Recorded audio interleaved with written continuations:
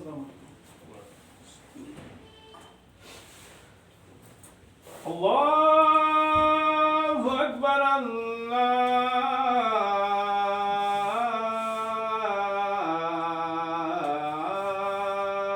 الله أكبر الله أكبر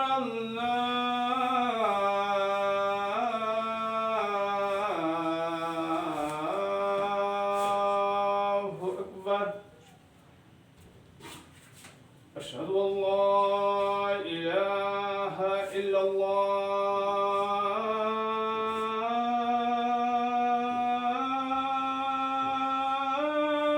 الله أشهد أن لا إله إلا الله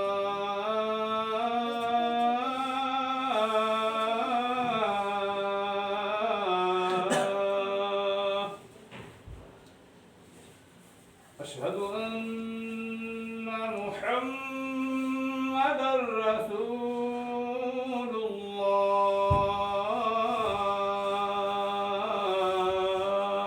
الله أشهد أن محمدا رسول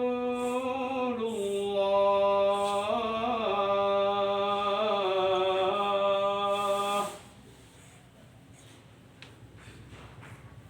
حي على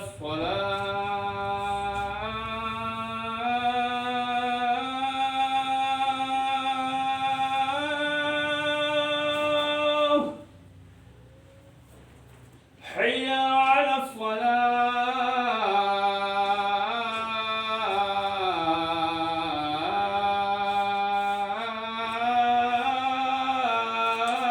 الصلاة حي على الفلاح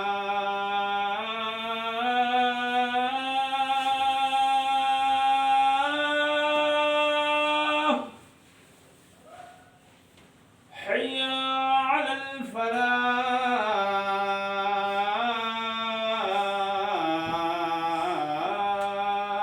الفلاح الله أكبر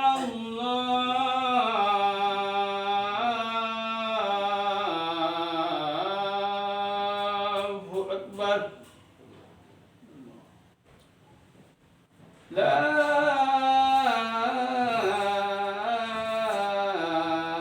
إله إلا الله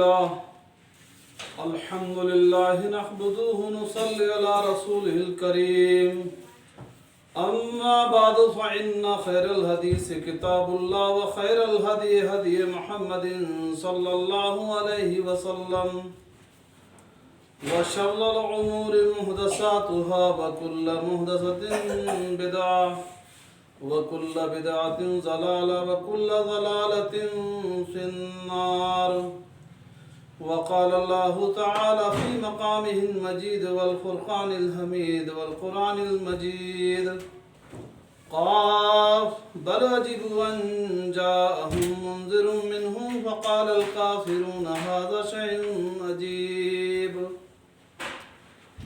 أإذا متنا وكنا ترابا ذلك رجع بعيد قد علمنا ما تنقص الأرض منه وعندنا كتاب حفيظ بل كذبوا بالحق لما جاءهم فهم في أمر مريج أفلم ينظروا إلى السماء فوقهم كيف بنيناها وزيناها وما لها من فروج والأرض مددناها وألقينا فيها رواسي فأنبتنا فيها من كل زوج بهيج تبصرة وذكرى لكل عبد منيب ونزلنا ماء مباركا فأنبتنا حب الحصيد والنخل باسقات لها طلع نضيد رزقا للعباد وأحيينا به بلدة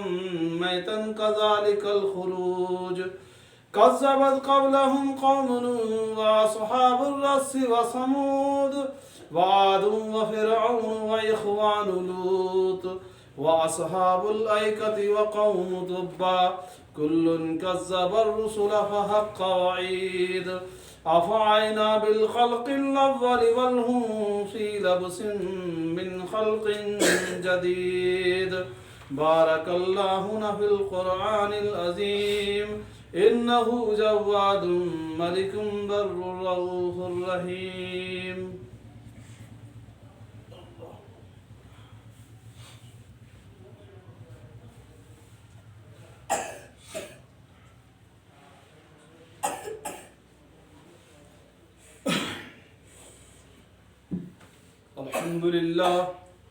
الحمد لله نحمده ونصلي على رسوله الكريم أما بعد فإن خير الحديث كتاب الله وخير الهدي هدي محمد صلى الله عليه وسلم وشر الأمور محدثاتها وكل محدثة بدعة وكل بدعة ضلالة وكل ضلالة في النار.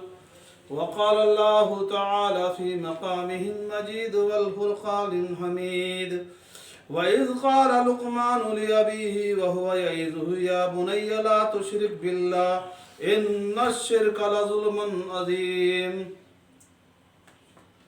وقال النبي صلى الله عليه وسلم حرقت وقتلت لا یشرک. تمام قسم کی حمد و ثنا کبریائی اور بڑائی اس خالق کائنات اور مالک ارض و سما کے لیے لائق اور زیبا ہے کہ جس نے آپ اور ہم سب کو پیدا فرمایا.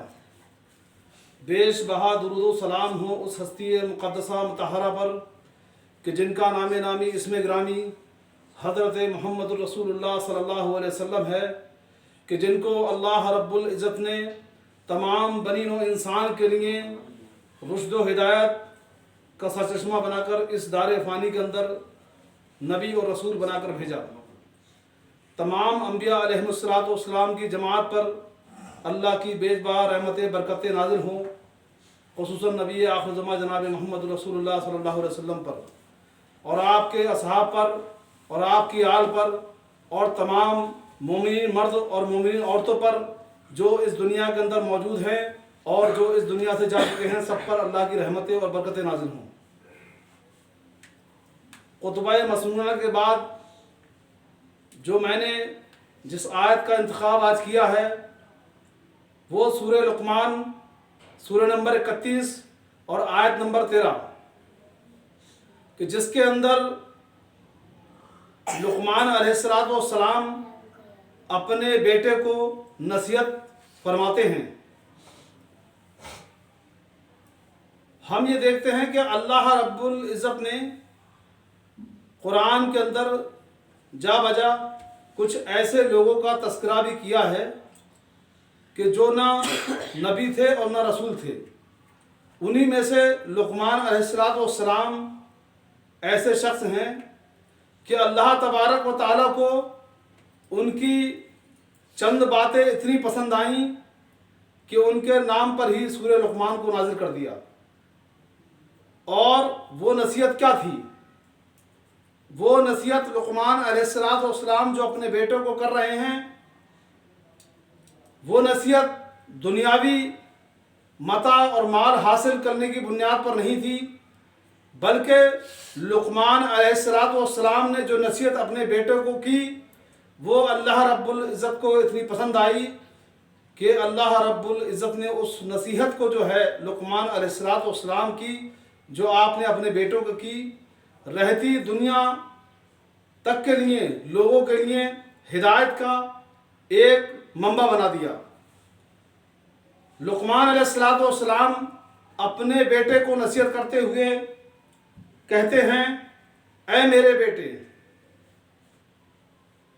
یا بنیا لا تشرک باللہ، اے میرے پیارے بیٹے یقیناً شرک جو ہے وہ سب سے بڑا ظلم ہے.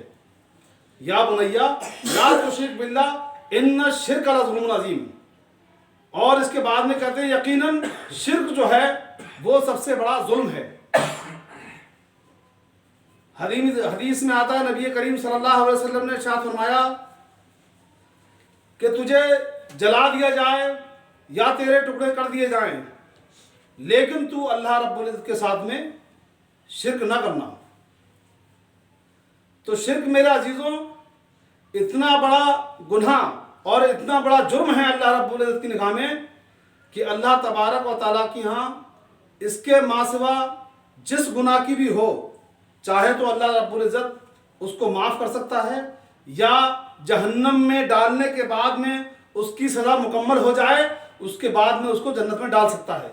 لیکن اگر کوئی انسان شرک کی حالت میں اگر مر جاتا ہے اور وہ توبہ نہیں کرتا ہے، شرک کے ماں سوا انسان جو بھی انسان گناہ کرتا ہے دنیا کے اندر رہتے ہوئے تو اس کے ساتھ میں کچھ نیکیاں کرتا ہے تو وہ نیکیوں کی بدولت جو ہے اس کی گناہ جو ہے معاف کر دیے جاتے ہیں. جیسے کہ مثال طور پہ انسان جھوٹ بول رہا ہے، چغلخوری کر رہا ہے یا اور چھوٹے موٹے جو گناہ کرتا ہے تو وہ انسان 5 وقت کی نماز پڑھتا ہے تو اس کے حساب سے وہ سارے کے سارے گناہ اس سے جو ہیں وضو کرتے وقت میں جھڑ جاتے ہیں.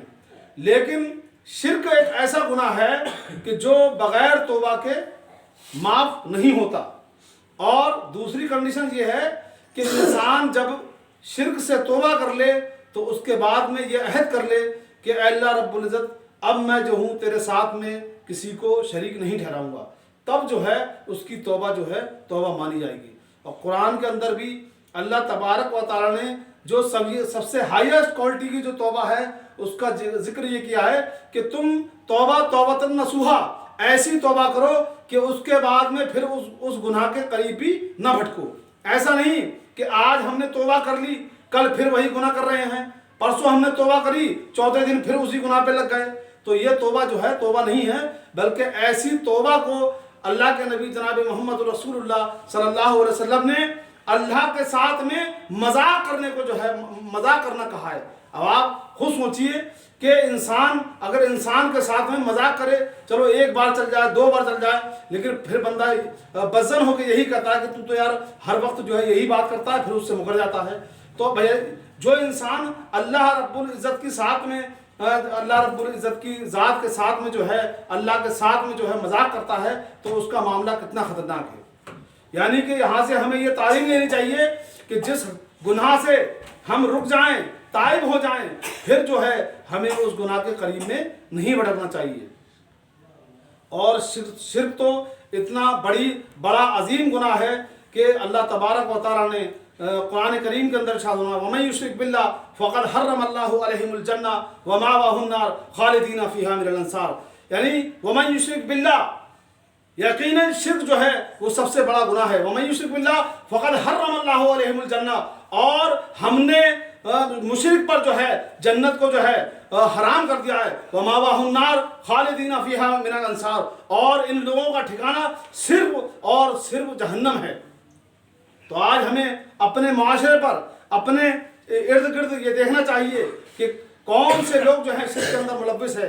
اور یہاں پر لقمان علیہ السلام اگر اپنے بیٹے کو چاہتے تو دنیا کے اور کسی گناہ سے بچنے کی تلقین کر سکتے تھے، لیکن آپ دیکھیں لقمان علیہ السلام نے اپنے بیٹے کو صرف شرک سے بچنے کی تلقین کیوں کی؟ یہاں سے یہ بات معلوم پڑتی ہے کہ جب اپنے والدین جب ان کے بچے سمجھدار ہو جائیں تو اپنے بچوں کو سب سے پہلے جو ہے اللہ کا تعارف جو ہے ہمیں اپنے بچوں کو کرانا چاہیے. لیکن بدقسمتی اور بدنصیبی یہ ہے کہ آج ہمارے بچے بڑے ہو جاتے ہیں، ہم مسلمانوں کے بچے بڑے ہو جاتے ہیں، لیکن آج تک ان کو یہ پتہ نہیں کہ توحید کس چڑیا کا نام ہے اور شرک کس کبوتر کا نام ہے. آپ دیکھیں معاشرہ کتنا الجھا ہوا ہے. آج اگر ہم بچوں سے پوچھے کہ بتاؤ بیٹا کہ تمہارے رب کا تم پہ کیا حق ہے، حدیث کے اندر آتا ہے کہ اللہ کا بندوں پر یہ حق ہے کہ اس کے بندے صرف اور صرف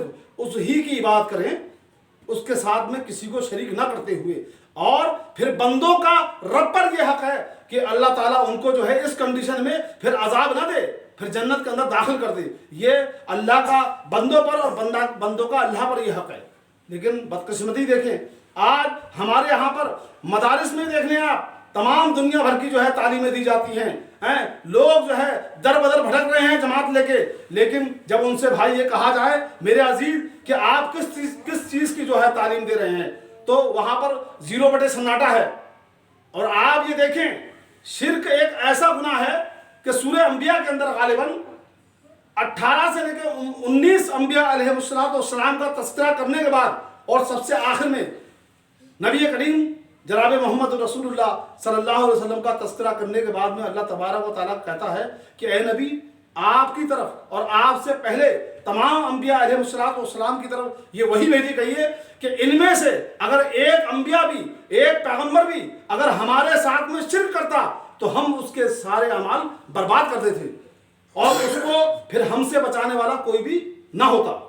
تو آپ دیکھیں ہماری اور آپ کی کیا بساط ہے یہاں پر۔ اللہ تبارک و تعالیٰ، حالانکہ ہم یہ جانتے ہیں کہ کوئی بھی انبیاء شرک کے اندر ملوث نہیں ہے، یہاں پر صرف انسانوں کو اس بات سے، اس خطرے سے اجاگر کرنے کے لیے اللہ رب العزت نے یہ بات واضح کر دی کہ جب اگر ہمارے انبیاء جیسی معتبر شخصیت جو انسانوں کے اندر سب سے فرسٹ کوالٹی کے انسان ہیں انبیاء علیہ السلام، جو علی الخطا ہیں، جن سے کوئی بھی غلطی نہیں ہوئی، یہاں پر اللہ تعالیٰ یہ بتلانا چاہتا ہے کہ جب ہمارے انبیاؤں میں سے کوئی اگر انبیاء شرک کر لے گا تو ہم اس کو بھی معاف نہیں کریں گے۔ تو ہم عام انسانوں کی کیا ویلیویشن ہے؟ ہماری کون گارنٹی دے سکتا ہے کہ ہم شرک کریں اور پھر بھی جنت کے اندر داخل کر دی جائے؟ آپ قرآن کا مطالعہ کریں کہ جن جگہوں پر شرک کا تذکرہ اللہ نے کیا ہے وہاں پر لاسٹ میں دیکھا خالدین فیہا ابدا، ہمیشہ کے لیے جہنم ہے۔ اور اس کے ماں سوا جو بھی گناہ ہے وہ چاہے تو اللہ تعالیٰ معاف کر دے گا، یا پھر ان گناہوں کی سزا دینے کے بعد میں انشاء اللہ تعالیٰ ہر مومن کو جو ہے جنت کے اندر داخل کیا جائے گا۔ حدیث میں آتا ہے کہ اگر مومن کے دل کے اندر رائی کے دانے کے برابر بھی ایمان ہے، وہ ایمان ایسا ہو کہ جس کے اندر شرک کی غلاظت اور شرک کی ملاوٹ نہیں ہے، اور اس کے ماں سوا انسان نے گناہ تو کیے ہیں، بہت کیے ہیں، لیکن اللہ تعالیٰ کی رحمت بھی بہت وسیع ہے، وہ بہت مہربان ہے، وہ بہت کریم ہے، لیکن اللہ تعالیٰ جو انسان پوری زندگی بھر نمازیں پڑھتا رہے، روزے رکھتا رہے، حج اور زکوٰۃ کرتا رہے، لیکن اگر اس نے اپنی زندگی کے اندر ایک بار بھی شرک کیا ہے اور مرنے سے پہلے اس شخص نے اللہ سے توبہ نہیں کی، معافی نہیں مانگی، توبۃ نصوحہ نہیں کیا اور اپنے شرک سے باز نہیں آیا، تو اللہ تبارک و تعالیٰ اس کے سارے اعمال کو جو ہے نا ملیا میٹ کر دے گا اور اسے جہنم رسید کر دیا جائے گا، پھر اس کو وہاں سے بچانے والا کوئی نہیں ہوگا۔ اب شرک کی صفات کیا ہے؟ انسان شرک فی الصفات ہے، انسان اللہ کے ساتھ میں شرک فی العلم کرتا ہے۔ اللہ کے علم کے اندر شرک کرنا کیسا ہے؟ مثال کے طور پہ کوئی بندہ کہتا ہے کہ بھائی میں تو بڑا گناہ گار ہوں، میری بات جو ہے اللہ تک ڈائریکٹ نہیں پہنچ سکتی، تو میری ایک بات سنو عزیزو، کیا تم شیطان سے ہی بڑے گناہ گار ہو؟ شیطان سے بڑا تو کوئی گناہ گار نہیں ہوگا، جبکہ شیطان نے اللہ سے یہ دعا کی، اللہ تعالیٰ کہ جب تو نے مجھے جنت سے راندے درگاہ کر دیا ہے، اب میں تیرے سیدھے راستے پر بیٹھ کر ان لوگوں کو بہکاؤں گا، تو اللہ نے کہا ٹھیک ہے، ہم نے تیری دعا قبول کر لی۔ اب بتائیں آج کا مسلمان، آج کا کلمہ گو مسلمان یہ کہتا ہے کہ میری بات اللہ تک نہیں پہنچتی، ان بزرگوں کے ذریعے سے میں اپنی بات اللہ تک پہنچاتا ہوں، جبکہ اللہ خود کہتا ہے کہ اے نبی کریم صلی اللہ علیہ وسلم، یہ لوگ جن کو وسیلہ بناتے ہیں ان سے کم یہ تو پوچھو کہ کون سی ایسی بات ہے زمین اور آسمان کے اندر جو اللہ نہیں جانتا اور یہ ان کے ذریعے سے اللہ کو بتاتے ہیں، بتاؤ کون سی ایسی بات ہے؟ ارے اللہ تو تمہارے دلوں کے حال سے واقف ہے، تم آنے والے وقت میں کیا کرنے والے ہو وہ اس سے بھی واقف ہے، حالانکہ آپ کو اور ہمیں معلوم نہیں ہے کہ 10 دن بعد ہم کیا کریں گے، لیکن اللہ اس کا بھی علم رکھتا ہے۔ تو بتائیے ہمیں کیا ضرورت ہے کسی کو وسیلہ بنانے کی کیا ضرورت ہے؟ ہاں جو نیک وسیلے ہیں اللہ کے نبی صلی اللہ علیہ وسلم کے زبان سے جو ثابت ہیں اور احادیث مبارکہ سے جو ثابت ہیں وہ وسیلے آپ بنا سکتے ہیں۔ جیسے کہ مثال طور پہ اگر کوئی بندہ آپ کے محلے میں یا آپ کے مسجد کے اندر امام صاحب جو نیک ہیں، صالح ہیں، آپ ان کی حیات کے اندر جو ہے ان سے جا کے کہہ سکتے ہیں کہ مولانا میرے لیے دعا کر دو. باقی وہ مر گئے پھر ان کی قبر پہ جا کے کھڑے ہو کے یہ نہ کہو اے مولوی صاحب میں ہمارے لیے دعا کر دو, ہیں فلاں بات ہماری اللہ تک پہنچا دو. بھائی وہ تو مر گئے. اور اللہ تبارک و تعالیٰ نے قرآن کے اندر اس بات کا نقشہ کھینچتے ہوئے غالباً پارہ نمبر 20 میں ایک بات کہی کہ اے نبی کیا آپ بہرے لوگوں کو سنا سکتے ہیں؟ بہرے لوگوں کو سنا نہیں سکتے. اور اس کے بعد میں اللہ نے کہا کہ جائے نبی جب آپ بہرے لوگوں کو نہیں سنا سکتے تو جو مر جائے گا اس کو کیسے سنا دیں گے؟ دیکھیں آپ یہاں پر دیکھیں اللہ اپنی قدرت کا ایک نقشہ دکھانا چاہتا ہے کہ اے نبی ہم نے بہرے انسان سے صرف اس کے سننے کی قوت کو چھینا ہے تو آپ اس کو سنا نہیں سکتے. اگر بہرا انسان پیٹ اپنی موڑ لے آپ اس کے پیچھے دنیا بھر کی باتیں کرتے ہیں لیکن سنے گا نہیں وہ. تب اللہ کہتا ہے اے نبی اگر میں اس کو موت دے دوں تو آپ کیسے سنا دو گے؟ تو یہاں سے یہ بات ثابت ہوتی ہے کہ جو لوگ مر چکے ہیں ان کا اس دنیا سے کلی طور پر ٹوٹلی طور پر کنیکشن ٹوٹ چکا ہے. اب ان کا معاملہ اللہ کے سپرد ہے. وہ کس کنڈیشن میں ہے اپنی قبروں کے اندر اللہ بہتر جانتا ہے, ہمیں اس کا علم نہیں ہے. اور قبر کا عذاب برحق ہے, ان پر کس حالت میں عذاب ہو رہا ہے یا وہ کس طریقے سے چین میں ہے اپنی قبر کے اندر, اس کا بھی ہمیں علم نہیں دیا گیا ہے. یہ علم غیبی کے تعلق سے ہے معاملہ. اللہ کے نبی جناب محمد رسول اللہ صلی اللہ علیہ وسلم نے ارشاد فرمایا کہ اگر تمہارے اوپر قبر کے عذاب کو دکھا دیا جاتا تو تم اپنے مردوں کو دفنانا بھول جاتے. یعنی قبر کا عذاب اتنا سخت ہے تو ہم لوگوں کو جو ہے قبر کے عذاب سے اللہ کی پناہ مانگنا چاہیے. آج ہمارا حال کتنا برا ہے, ہم دیکھتے نہیں. اور میں آپ کو بتا دوں دنیا کے اندر جتنے بھی گناہ ہیں یا گناہ ہوں گے یا گناہ پنپیں گے اس دنیا کے اندر, سب کے ڈانڈیے جو ہے نا وہ شرک سے جا کے ملتے ہیں. آج ہم گناہ کیوں کرتے ہیں؟ کبھی ہم نے یہ سوچا کہ ہم جو ہے اگر اللہ رب العزت کو حاضر اور ناظر مانتے ہوتے, یہ سوچتے ہوتے کہ اللہ تبارک و تعالیٰ جس طریقے سے ہمیں دن کے اجالے میں دیکھتا ہے نا اسی طریقے سے رات کے اندھیرے میں بھی اللہ ہمیں دیکھتا ہے. اللہ کے سامنے یہ اندھیرا کوئی بھی معنی نہیں رکھتا, کوئی حائل نہیں چیز. اور اللہ کے دیکھنے کی کیپیسٹی جو ہے میں آپ کو بتا دوں ایک حدیث کے اندر آتا ہے, بخاری کے اندر حدیث ہے یہ کہ نبی کریم صلی اللہ علیہ وسلم نے ارشاد فرمایا کہ ایک چیونٹی جو کالی ہے اور کالے پہاڑ پر چلتی ہے اور کالی رات میں چلتی ہے, اللہ تبارک و تعالیٰ اس کے ایک ایک قدم کو دیکھتا ہے. اللہ کے دیکھنے کی کیپیسٹی یہ ہے. لیکن ہمارا آج اتنا برا حال ہے کہ ہم گناہ کرتے ہیں لیکن کبھی یہ سوچا ہم نے کہ اللہ ہمیں دیکھ رہا ہے؟ کیوں نہیں دیکھا؟ کیونکہ ہمیں اس کے اوپر یقین نہیں ہے اللہ کی ذات پہ. اور جس دن یقین ہو جائے گا تو اسی وقت ہمارے قدم جو ہیں گناہوں سے رک جائیں گے. آج ہماری حالت بری ہے. آج ہم نمازوں کو طاق میں رکھ دیے ہیں. مؤذن کہتا ہے حی علی الصلاۃ, آ جاؤ نماز کی طرف.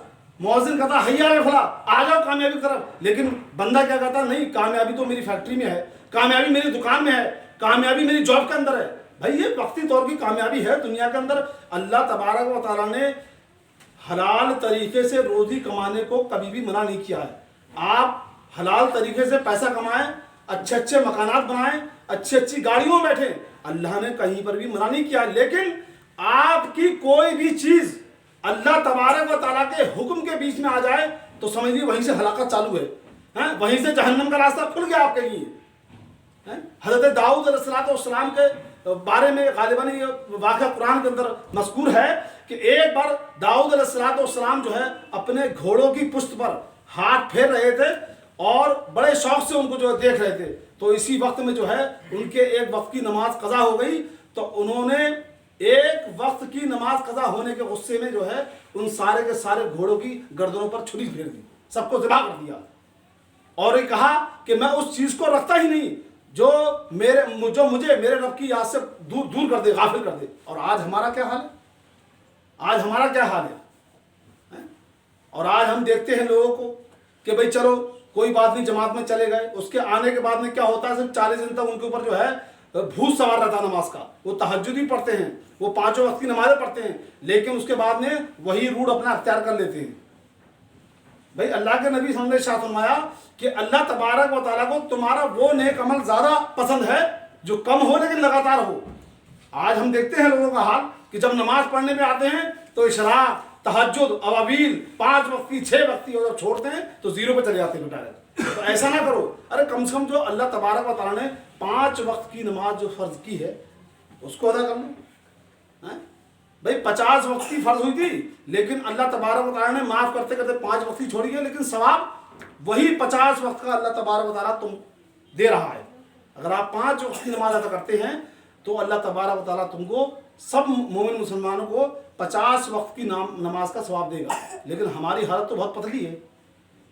اصل چیز کیا ہے کہ ہمارے اندر سے جو ہے نا فکر آخرت ختم ہو چکی ہے. ہم نے تمام اس دنیا کو ہی جو ہے مدعا ہمارا ہدف جو پوائنٹ ہے نا, مڈل پوائنٹ جو ہے, انسان نے کیا سمجھا کہ مجھے فلاں چیز حاصل کرنی ہے تو بس وہ انسان جو ہے نا وہ وہیں تک محنت کرے گا. کسی انسان کی چوائس یہ ہے کہ بھئی مجھے فلاں گاڑی جو ہے خریدنی ہے, 50 لاکھ کی گاڑی ہے, تو کیسے میں اس کو جو ہے حاصل کروں. تو حالانکہ دنیا کے اندر اچھی گاڑی میں بیٹھنا منع نہیں ہے, لیکن میرے بھائی وہ آپ کا ہدف نہیں ہونا چاہیے. وہ صرف کیا ہے, دنیا کے اندر زندگی بتانے کا جو ہے ذریعہ ہے. آپ کو جانا ہے, مثال کے طور پہ دے رہا ہوں, تو بھئی گاڑی میں بیٹھ کے جائیں گے نا, تو ذریعہ ہے اس کا, وہ تمہارا ہدف نہیں ہے, وہ تمہارا پوائنٹ نہیں ہے. تمہارا مومنین کا جو پوائنٹ اور ہدف جو ہے نا وہ آخرت ہے. جبکہ آخرت کے مقابلے میں یہ دنیا کی زندگی جو ہے نا وہ بہت کم ہے. اور دنیا کی زندگی کی مثال ایسی ہے کہ نبی کریم صلی اللہ علیہ وسلم ایک رستے سے جا رہے تھے اور وہاں پر گھوڑے کے اوپر ایک بکری کا چھوٹے کانوں والا بچہ جو ہے مرا ہوا پڑا ہے. تو صحابہ اکرام سے پوچھا اللہ کے نبی جناب محمد رسول اللہ صلی اللہ علیہ وسلم نے, اے میرے صحابہ کہ اس مرے ہوئے بکری کو کون خریدے گا. تو صحابہ نے کہا اللہ کے نبی یہ تو مرا ہوا بکرا ہے, بکری کا بچہ ہے, اس کو کون خریدے گا. تو اللہ کے نبی صلی اللہ علیہ وسلم نے فرمایا کہ اللہ تبارک و تعالیٰ کے نزدیک اس دنیا کی حیثیت اس بکری سے بھی گئی گزری ہے, اس مرے ہوئے بکری کے بچے سے بھی گئی گزری ہے. لیکن آج ہماری حالت کیا ہے, ہم دنیا کے اندر لت پت ہیں, ہمیں نمازوں کا پتہ نہیں, کس وقت نماز کا وقت نکل جاتا ہے پتہ نہیں, لیکن فکر نہیں. اصل بات کیا ہے, ہمیں اپنے کام کی فکر ہے, ہمارا کام خراب نہیں ہونا چاہیے. اور جبکہ وہ دنیا یا تو ہمیشہ کی سکون والی زندگی ہے وہ, یا پھر ہمیشہ برباد, معاملہ خلاص, اس کے آگے کچھ نہیں. وہاں پر ریٹرن نہیں ہے. یہاں پر تو یہ ہے کہ بچہ فیل ہوا, چلو سفارش کر کے ریٹرن کرا دیا, اس کا دوسرا پیپر کرا دیا. لیکن وہاں پر پیپر بھی تمہارے ہاتھ میں آ چکا ہے, اور اس کی پوری گائیڈ بک جو ہے نا وہ قرآن کی شکل میں اللہ تعالیٰ نے بھیج دی. اس میں اس کوشچن پیپر کو پڑھو اور یہ گائیڈ تمہارے پاس میں رکھی ہے, اس میں سے ڈھونڈو اور حل کرو. لیکن آج ہمارا برا حال ہے. آج ہم جو ہے دنیا کے پیچھے اتنے مگن ہو چکے ہیں کہ ہمیں کوئی فکر ہی نہیں ہے. حرام حلال نماز کیا ہے کچھ پتہ ہی نہیں ہے. دنیا میں اتنے لت پت ہو گئے. تو ایسا نہیں ہے بھائی, اس دن سے پہلے ہم تیاری کریں اپنی کہ جس دن ہمارا نامہ اعمال الٹے ہاتھ میں دیا جائے. اللہ سے ہم یہ دعا کریں اللہ تعالیٰ ہمارا نامہ اعمال سیدھے ہاتھ میں دیا ہے, کہ جس کے بعد میں جس انسان کے سیدھے ہاتھ میں نامہ اعمال دیا جائے گا وہ خوشی خرم جو ہے اپنے اہل و عیال کے اندر جو ہے وہ دوڑتا ہوا جائے گا اور کہے گا کہ دیکھو مجھے امید تھی کہ میرا نامہ اعمال جو ہے وہ میرے سیدھے ہاتھ میں دیا جائے گا, اور جس کے الٹے ہاتھ میں دے دیا گیا اس کا کھانا خراب ہو جائے گا, بیڑا خراب ہو جائے گا اس کا. وہ منہ چھپاتا پھرے گا کہ آج کہاں چھپوں میں جا کے. تو بھائی دنیا کے اندر تھوڑا وقت ہے ملا ہوا ہے, اور اس کو جو ہے ایسے نہیں. بہت سے لوگ کہتے ہیں کہ ٹائم کل کر رہے ہیں, موبائل پہ لگے پڑے ہیں. بھائی کوئی بات نہیں, اچھی بات ہے, موبائل پہ اچھی چیزیں بھی آتی ہیں. فضول چیزوں میں وقت بتا کر اپنے آپ کو برباد نہ کریں اور اپنی آخرت کو برباد نہ کریں, کیونکہ یہ دنیا کی مثال جو ہے وہ اللہ قلیلہ, بہت قلت والی زندگی اللہ تبارک و تعالیٰ نے دیا ہے. کہ جب جہنمی جہنم کے اندر داخل کر دیے جائیں گے تب اللہ تعالیٰ ان سے یہ سوال کرے گا, بتاؤ کتنے سال دنیا کے اندر رہ کے آئے. سوال ہو رہا ہے کتنے سال دنیا کے اندر رہ کے آئے. جواب ملے گا 1 دن. جواب کیا ملے گا 1 دن. یعنی جہنم کی ہولناکی جو ہے نا ان کی دنیا کی ساری بدماشیوں کو 1 دن کے اندر تبدیل کر دے گی. 1 دن کے اندر انسان سوال اللہ کرے گا یعنی سال کتنے سال رہ کے آئے. بھائی 60 سال 70 سال 150 سال. لیکن وہاں پر جہنم یہ کہیں گے کہ اللہ تعالیٰ صرف ایک دن رہ کے آئے. 1 دن. یعنی جہنم کی ہولناکی اتنی خطرناک ہے کہ ان کا خمار جو ہے پلٹ دے گی کہ کتنے سال وہ جیے تھے اس دنیا کے اندر. صرف 1 دن ان کو دھیان رہے گا, 1 دن رہے گا. تو ہمیں بھائی جو ہے مرنے سے پہلے جو ہے آخرت کی تیاری کرنا چاہیے. اور جو ہے اب تک جو ہماری زندگی غفلت سے بیتی ہے اللہ تعالیٰ تو ہمیں اس سے تائب ہونے کی توفیق عطا فرما. اور اللہ تعالیٰ جو مومنین مرد اور مومنین عورتیں اس دنیا سے رحلت فرما چکے ہیں، انتقال کر چکے ہیں، ان سب کو جنت الفردوس کے اندر اعلیٰ مقام عطا فرما، اور ہمیں شرک جیسے کبھی اور غلیظ گناہ سے بچنے کی توفیق عطا فرما، اور ہمارے بچوں کو بھی بچا۔ وآخر دعوانا الحمدللہ رب العالمین، انہ جواد ملک بر رؤوف رحیم۔ السلام علیکم۔